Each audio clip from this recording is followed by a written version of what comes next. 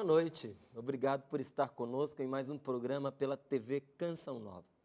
O meu convidado desse bloco transformou o seu sonho em realidade. Ele trabalhou como almoxarife e hoje é oncologista pediátrico da clínica Doutor Família. Seja muito bem-vindo, doutor Cristiano Gomes, para a gente conversar sobre essa reviravolta na sua vida, né? Bem-vindo. Obrigado, Márcio. É um prazer estar aqui. E com certeza, né? Acho que quem sonha sempre e acredita, consegue. Então, acho que É isso você vai importante falar. sonhar. Ah, com certeza, né? Sem sonho você não tem objetivo e sem objetivo não vai conseguir.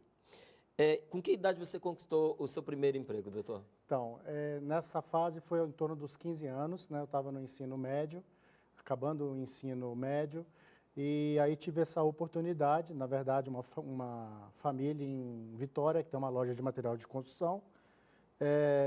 A minha mãe já trabalhava para eles, e aí depois eles me chamaram também, né, para eu trabalhar na loja com eles também.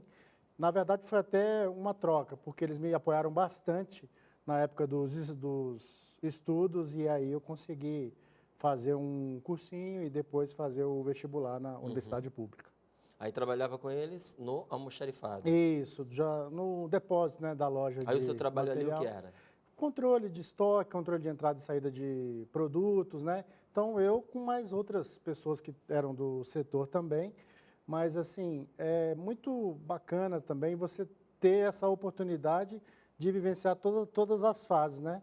De qualquer trabalho. Então, eu me orgulho disso, fui muito ajudado e hoje acho que é a contrapartida. E aos 15 anos, né? Com certeza aprendeu muita Com coisa ali, né? certeza. Gostava do que fazia?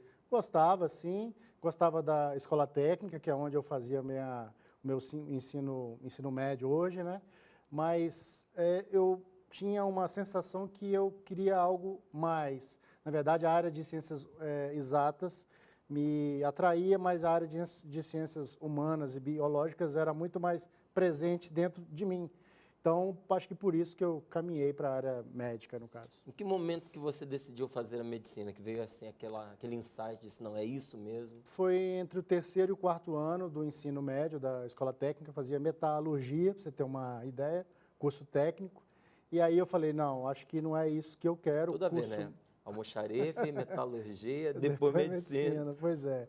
Mas eu falei, eu acho que não é isso aqui. O curso era muito bom, excelente, a escola boa, mas acho que poderia mais. Então, para quem saiu de Tarumirim, uma cidade do interior de Minas, para chegar ali, eu falei, acho que eu posso mais um pouquinho ainda. E aí foi. E aí, como eu disse, eu fiz o cursinho, um ano. Na verdade, não consegui passar no primeiro ano. E aí fui pedir uma bolsa de estudo. O diretor falou que ele me daria qualquer bolsa para qualquer curso, menos para a área médica. Então, acho que aquilo me impulsionou mais ainda, porque aí eu fiquei nervoso, né? Por que não, né? Por que não? E essa família que eu te falei, em Jacomim, lá de Vitória, eles me apoiaram e aí passei. E aí deu certo. E a sua família? Teve apoio da sua família? Desde o começo, na verdade, desde o nascimento, minha mãe, uma batalhadora, me criou sozinha, com a ajuda dos meus avós, tios, enfim, parentes mesmo.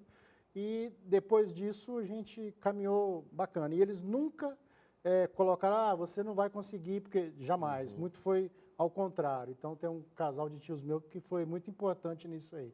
É isso que eu queria saber, porque como você falou aqui de bolsa, dá para entender que financeiramente era difícil. Era limitado, era bastante difícil. Pra você ter uma ideia, naquele ano do vestibular que eu passei, eu fiz a prova também para uma escola privada de Vitória. E quando eu passei, eu lembro como se fosse hoje, eu liguei para essa minha tia que tinha me dado força para eu sair de Minas. Na verdade, eu liguei chorando, porque eu tinha passado, mas eu sabia que eu não teria condição de fazer aquilo.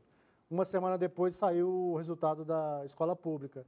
E aí deu tudo certo, graças a Deus, e estamos aí. Então, seguindo. uma vez que financeiramente para a família era apertado dar esse apoio, quando a gente fala de apoio familiar, a gente está falando do quê? A gente está falando de incentivo, de acreditar e não podar os sonhos. E óbvio assim, igual como eu estou falando, essa outra família, ela foi muito mais do que, não foi só família, eles acreditaram também em mim, me viabilizaram esse adotaram sonho. e viabilizaram o sonho. Então assim, eu acho que essa é a diferença. Era uma época, não tinha esse negócio de cotas, não tinha nada disso, então ou era passar ou passar, né? Então, deu certo. Essa família que ajudava e que viabilizou, em algum momento, assim, pôs algum critério, alguma condição? O que eles diziam? Nós estamos ajudando, mas... Então, no primeiro ano, na verdade, assim, no primeiro ano, quando eu não passei, eu que me cobrava, falei, poxa, não dá mais, eu vou ter que partir para outra, que isso não é para mim.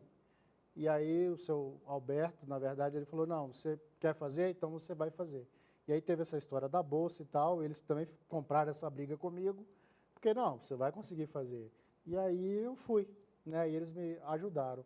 Minha mãe já trabalhava com eles, mas foi muito mais do que isso, né, acho que eles viram em mim um sonho e acreditaram, não tem coisa que não se explica, né, se faz. E eles fizeram, eu sou muito grato a isso e grato a toda a minha família que me apoiou. Não acho assim, né, nenhum coitadinho não, sabe, Márcio? Também não quero passar essa, porque, não.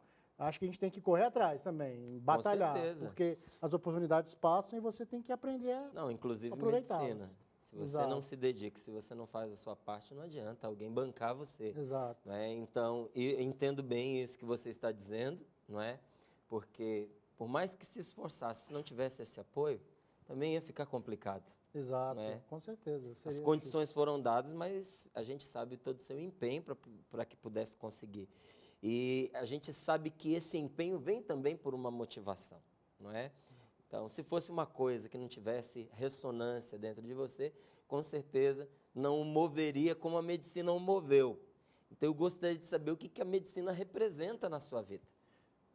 Na verdade, ela representa a capacidade de você ajudar alguém em um momento de angústia, de dor, de dificuldade, mas mais que isso, é você poder, no meu caso, eu tenho essa necessidade, eu acredito, é de retribuir, né? Para a sociedade mesmo. Eu acho que meu papel aqui não é só ser médico, fazer um plantão e acabou. Eu acho que tem esse papel de você poder retribuir um pouco que você recebeu, no meu caso, a minha vida toda escolar foi em escola pública, desde o pré. Então, assim, isso de alguma forma tem que voltar. E acredito que esse curso me permite fazer isso. E hoje a gente, graças a Deus, consegue fazer isso, sobretudo na Clínica Doutor Família, que é um projeto bastante interessante. É muito gratificante a gente poder escutar um médico dando as razões da sua profissão como você está dando, não é? Objetivando a sua profissão em favor verdadeiramente da ajuda ao próximo, que penso eu é a alma da medicina, não é? Desde Se o você nascimento. tira isso da medicina, ela perde a sua razão de ser. Mas é gostoso, é importante, é bom, é gratificante a gente poder ouvir um médico dizendo essas palavras que você está dizendo. Então, desde já eu agradeço. Obrigado. Viu? De verdade. Por que escolheu se especializar em pediatria oncológica? Então, na verdade, tinha uma chefe da residência, na época, quando eu acabei o curso médico, eu fiz a residência em pediatria em Vitória, na Universidade Federal do Espírito Santo, e tinha uma professora que era um pediatra, ela é, né? E ela sempre foi uma referência para nós, alunos, no curso. Acho que isso me levou a gostar ainda mais de pediatria. Eu tinha uma certeza, ou era clínica médica ou era pediatria, porque não gosto de ambiente centro cirúrgico, não era a minha praia. Eu queria ter contato mesmo com o paciente de uma forma em consultório, em consulta. Não estou falando que quem faz isso precisa de ter todo mundo, né? Mas eu achava que eu era melhor para isso. E ela foi esse espelho. E aí ela era onco infantil também, e por ela também eu já fui fazendo a prova, vim para São Paulo e fiz a prova aqui. Passei no GRAAC, na Unifesp, e aí quando eu estava voltando, 2 chefes meus me convidaram para ficar. E aí estou aqui desde 2007. Desde 2003 em São Paulo e após o término desde 2007. Agora, para a gente que está fora, como é o meu caso desse universo médico, né, tem coisas que soam novas para mim, porque eu sempre vi o termo pediatria sendo usado assim de uma maneira mais generalizada. Então, quando eu vejo aqui pediatria oncológica, eu já desconfio que tem desdobramentos da pediatria. Sempre foi assim ou isso é mais recente? Isso é mais recente, isso não é sempre que foi. Hoje você tem o que chama de área de atuação dentro do universo da pediatria também. Então você tem gastroinfantil, alergia infantil, pneumopediatria. oncologia pediátrica também. Então, você tem uma série de subespecialidades da pediatria também em geral. Só que para você fazer essa subespecialidade, você tem que fazer 2 anos de pediatria geral. Ter o título de especialista pela Sociedade de Pediatria e por aí vai. Muito bom. É assim. É voluntário em alguma instituição? Eu já atuei bastante, voluntariado, sábado, domingo. Hoje, na verdade, o nosso trabalho social mesmo é na Clínica Doutor Família, onde a gente realiza com a nossa equipe mutirões uma vez por mês. A gente monta, né, uma barraca, depende do local, um centro comercial, um supermercado. Esse foi num condomínio do Minha Casa Minha Vida, então eram 10 torres, a gente esteve lá. Agora, isso varia muito de onde é que é feito. E aí, se há uma necessidade de algum atendimento, é feito o atendimento na clínica. Por isso que é lá perto, no mesmo dia, no mesmo horário e tudo. O que dá para fazer nessas barracas, propriamente dito? Lá a gente faz uma triagem da condição de saúde da população. Análise de pressão, análise de glicemia, teste de triagem de visão e ouve, né? Eu acho que o importante é você ouvir cada vez mais o paciente. Então, às vezes, a gente tem ressonância, tem tomo, tem raio-x, mas precisa ter ouvido também. Então, essa é uma coisa que a gente acha que é importante. Por isso até que o lema máximo nosso é gente que cuida de gente. A pessoa vai lá, não vai com uma dor de cabeça, não vou tratar a dor de cabeça apenas, tem que entender o que está por trás daquilo. Então, daí que vem toda essa equipe, aliás, para trabalhar nisso tem que ter esse entendimento, tanto médico, multiprofissional, a gente tem físio, psicólogo, fono, então é uma equipe nutrição, é uma equipe bastante grande, somos em 28 especialidades, 34 profissionais que atuam hoje lá. É bastante gente, então você tem que entender isso um pouco e aceitar. E graças a Deus essa turma nossa aí é bastante boa. A gente vê que é uma constatação assim muito precisa e séria essa questão de ouvir, de ter tempo para ouvir o paciente, de dar oportunidade para o paciente se dizer. Mas muitas vezes quando a gente ouve o médico falando que é importante escutar o paciente, a gente entende dentro desse processo de humanização do atendimento, né? A gente está lidando com gente. Mas eu gostaria de saber também uma outra coisa. Escutar o paciente é determinante na montagem do diagnóstico? Faz diferença? Com certeza. Acho que foi ótima pergunta, porque às vezes você, por exemplo, uma pressão alta, ela pode ter várias causas. Causa primária, pela própria genética, né, do paciente, mas pode ser um tumor, né, pode ser alguma alteração renal, enfim, pode ter uma série de motivos que podem levar àquela alteração. A mesma coisa acontece para outros sintomas. Então, quando a gente para e ouve, e clínicas desse tipo, postos de saúde, Márcio, eles têm a condição de resolver 85% dos problemas de saúde. Não estou falando aqui que não precisa de hospitais de alta complexidade. É claro que a gente precisa. Mas 85% dos casos são resolvíveis ali. Ali, né? Então, a gente sabe que hoje, infelizmente ainda no sistema público, há uma fila, uma demanda reprimida, tanto para o atendimento com médicos, um cardiologista, um hematologista, um pneumo, 3 meses, 6 meses, 1 ano, exames 1 ano e meio na fila. E a gente tem hoje, no Brasil, 150 milhões de pessoas que não têm nenhum acesso a convênios médicos, né? Em torno de 25% tem. Então, esses 150 milhões, muitos deles, se tivesse uma outra oportunidade que não fosse tão cara, que fosse algo mais acessível, com certeza ela iria. E é o que a gente constata mês a mês na Clínica Doutor Família, né? Que é você faz um negócio de impacto social, onde você tem que se manter, tem que ser sustentável, mas também tem que resolver as condições de saúde do povo. É isso. Quais as especialidades hoje na clínica? A gente tem ginecologia, mastologia, clínica médica. São 24, né, 26, como eu falei, e 34 pessoas lá, médicos, equipe multi. Endócrino, alergia. Nossa, é bastante completo, hein? É bastante. Tem bastante gente, a gente ainda precisa de mais colegas até que entendam essa missão, essa necessidade, que top, a gente está até aberto, pode entrar em contato conosco pelo site, e a gente marca um dia, porque a gente precisa de aumentar ainda a oferta, porque há uma necessidade. A gente achava, Márcio, que consultas de pediatria e ginecologia, não vai ter demanda porque isso tem mais. Só que é impressionante como ainda tem procura. Então, mas por que você veio aqui? Porque eu estou há 4 meses para marcar uma consulta com o gineco. E aí? Então, assim, é uma lacuna. Eu sempre trabalhei no SUS, sou um defensor do SUS, mas você precisa aprimorar a gestão. Enquanto isso não acontecer, tem esses gargalos que dificultam, né, o acesso. E essa clínica, com certeza, tem uma missão, não é? E é uma missão muito bonita, a gente já começa a perceber pelo histórico dela para onde ela caminha, né? E isso deixa a gente muito contente.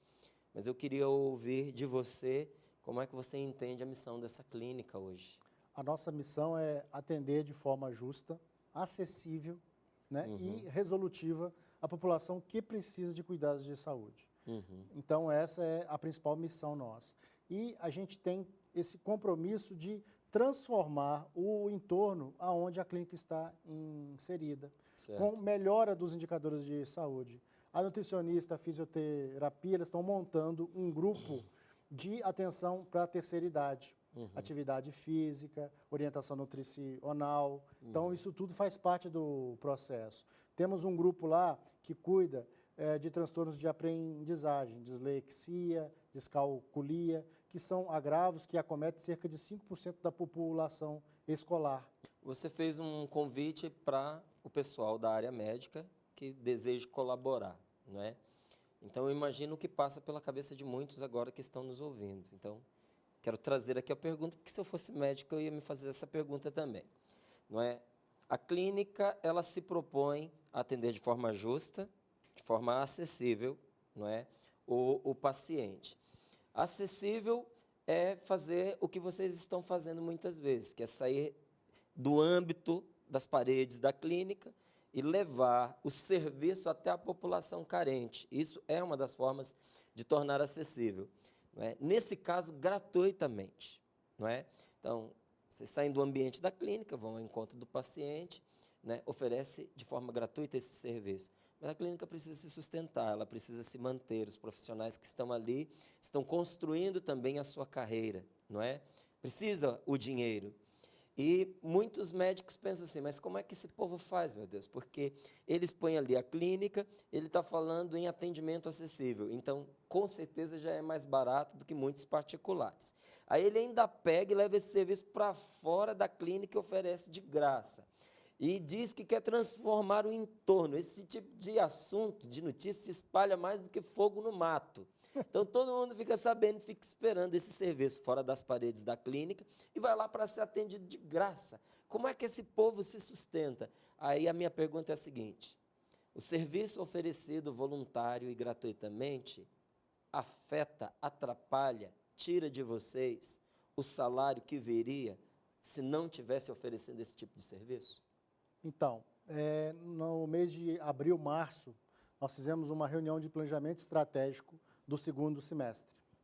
E naquele momento a gente reuniu toda a nossa equipe e falou, gente, como seria a forma da gente conseguir atingir a população que não tem recurso nenhum, que não consegue atender, não passar em lugar nenhum por qualquer valor.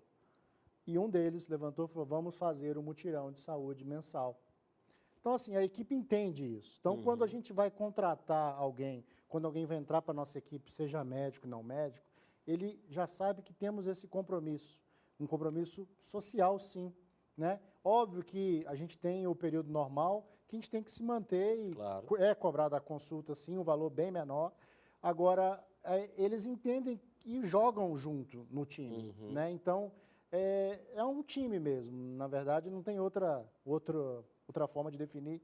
Eu acho que se encaixa tão bem, porque eles entendem o que a gente fala, entendem o compromisso, e isso não atrapalha. Ao contrário, isso ajuda também a divulgar a clínica, porque a população sabe que ali existe um local onde ela tem esse apoio quando ela precisa também, né? Uhum. E já foram detectados, Márcio, câncer de tireoide, câncer de próstata, hipertensos que não sabiam, diabéticos que não sabiam. Então, assim, não é que é só um examezinho de triagem, não é. É baseado em evidências populacionais, epidemiológicas, que a gente atua, né? Uhum. E isso tem sido bastante bacana. Poxa vida, que legal. Esse atendimento humanizado, como é que funciona? Então, o atendimento humanizado, a gente entende que ele começa desde a recepção. E a recepção é treinada para isso, o atendimento é treinado para isso. Quem já passou lá sabe, a Adriana, pessoa fantástica que cativa qualquer um. Só que, além disso, o paciente vai entrar, tem que saber o nome dele, tem que saber que você vai tratar, não é o fígado, o rim ou o baço. Mas uma Você vai pessoa. tratar uma pessoa, Maria, Eduardo, João, Pedro, mas que ela tem um histórico familiar, um histórico epidemiológico, e aí você vai encaixar dentro daquela evolução natural. E outra coisa, ok, é alta complexidade. E aí, você não vai resolver. A gente sempre busca alternativas para facilitar o acesso e o caminho, mesmo que o tratamento não seja na clínica o mais indicado para ele. A gente não está ali só para atender e tchau, acabou. Então, teve vários casos já ao longo desses 10 meses de pessoas que precisaram de algum atendimento mais complexo e a gente ajudou também a isso acontecer. Eu acho que no ideal, não é, da concepção que o ser humano tem do serviço médico, deveria ser sempre assim, não é? Com certeza, a gente acha que é o caminho e acho, mas que está havendo uma retomada dessa consciência Que bom. coletiva dos médicos, dos profissionais da equipe multiprofissional, porque não tem jeito, chegou num ponto que só a máquina não vai resolver. A máquina é muito importante, precisa, ela ajuda demais a elucidação de vários diagnósticos muito difíceis, só que nós não podemos perder esse outro lado, que é onde a medicina iniciou, aliás, né? Então, E que faz tanta falta. e que faz tanta falta e que resolve 85% dos casos. E esse é um número que a gente não pode deixar de pensar, né? Que é muito importante, significativo. A especialidade mais procurada hoje qual que é?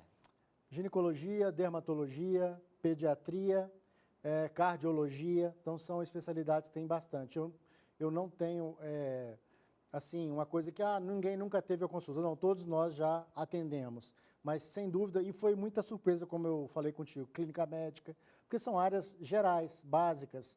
Isso qualquer unidade de saúde deveria ter acesso. A pessoa não tinha que esperar 4 meses para fazer, ou esperar 6 meses para fazer uma colonoscopia, uma endoscopia, 1 ano para fazer uma ressonância.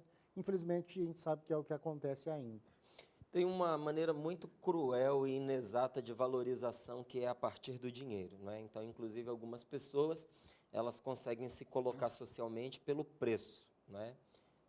Eu acho isso muito malicioso, né? Então, eu presto um serviço, às vezes esse serviço é até mediano, mas eu quero trazer assim um status, eu jogo o valor lá em cima e acabo sendo compreendido como uma pessoa diferenciada, até muito melhor do que outros que são mais experientes e mais competentes do que eu por causa do preço, não é? E o contrário também acontece. Às vezes você tem um serviço excelente e esse serviço é desvalorizado por causa do preço. Você olha lá, numa livraria tem lá dezenas de livros, centenas de livros, e você tem um até grosso, até bem conceituado, R$10,90. Um livro desse porte, por esse valor, não deve ser bom. Tem alguma não é? coisa errada. Tem né? alguma coisa errada. Então, muitas vezes a pessoa ela pode pensar assim, bom, se o serviço é mais barato, se há uma prestação de serviço gratuito, talvez se contem com profissionais que não sejam de primeira linha. O que eu duvido, que é um trabalho sério como o que vocês realizam, tem que ser por gente competente, com gente que tem segurança de si e que se garante naquilo que faz, não é? Então, eu quero saber qual é o critério para um médico se engajar em uma clínica popular, não é? E como é que é feita essa seleção? Na verdade, assim, primeiro ele tem que entender e adequar a missão, né? Aceitar o processo de atendimento como é feito. E isso a gente tem tido muito sucesso, então, uma vez deixando isso claro, o médico envia o currículo, a gente faz uma entrevista, consulta o CRM, se é médico ou não, enfim, tem que estar todos esses cuidados. Feito isso, o profissional é chamado Na clínica é feita uma última entrevista e aí a gente decide pela contratação ou não. Agora, sim, a gente tem muita segurança, Márcio, porque não precisa cobrar R$ 600 para ser bom. Você precisa ser bem informado e ter consciência do que você está fazendo. Então, isso, eu tenho 15 anos de formado, minha sócia tem 30, tem colegas lá que já têm 10, 15, 20. Então, assim, não é isso que muda você ser bom médico ou não. E a nossa população, que é o nosso público-alvo, não é a população que vai pagar os R$ 600.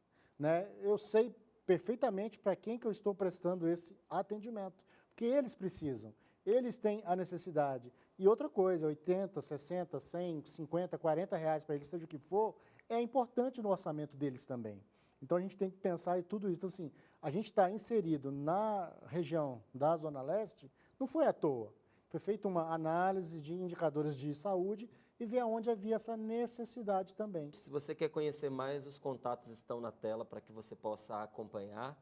Não é? É um serviço que vale a pena conhecer. E a gente é de verdade, é de coração. A gente fica gratificado de poder levar ao seu conhecimento uma iniciativa como essa, porque enche o coração da gente de esperança. Continue em sintonia com o programa pelo Facebook, facebook.com/papoabertocn.